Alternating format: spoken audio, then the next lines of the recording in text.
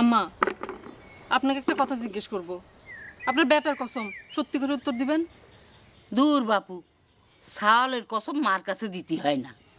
কি কথা জিজ্ঞেস করবে চাও? আমি তো তোমাক কইছি, ওই মুখ পুরার পক্ষ নিয়ে আমি তোমাক কোনোদিন কোনো মিথ্যে কথা কই নেই। আমি এখানে এসে যখন আপনার সাওলের নামে থানায় কেস করব কইছিলাম, তখন কি সে আমাকে মারি ফেলানোর কোনো বুদ্ধি হাঁটিছিল? ওরে আল্লাহ রে, এ কথা তুমি কনে ফেলি? কি ডাকলো তোমারে? কি ডাকলো সেটা পরে শুনেন, আগে কন ঘটনা কি সত্যি? বিশ্বাস করো বৌমা, আমার বেটা বলে করছি নে, আমরা এই কথা কোনোদিন স্বপ্নও চিনতে করি নেই। খালি একদিন রাগ করে করছিল তুই বলে এত তাবিজ কবজ করিস, তা তোর বৌমাকে একটা তাবিজ দিবের পারিস নে। কিসের তাবিজ? আমাকে পাগল করে দেয়ার?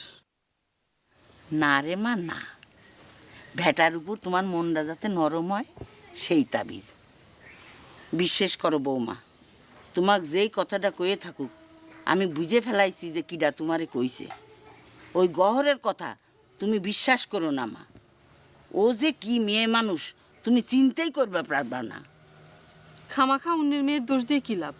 সে শুনিছে জন্যই কয়েছে, সে তার কথাটা বানায় কয়নি। তাহলে তোমার কথাটা কই শোনো, ও যে কি ডাকাত মেয়ে সে তুমি চিন্তা করবে পারবা না।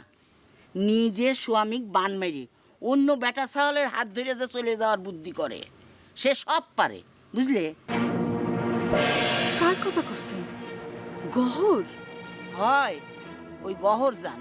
এতদিন কথাটা মনের মধ্যে পুষে থুইছিলেন, মনে করেছিলেন মেয়ে মানুষ কথাটা কারুর কাছে কব না, ঘর নষ্ট হবে।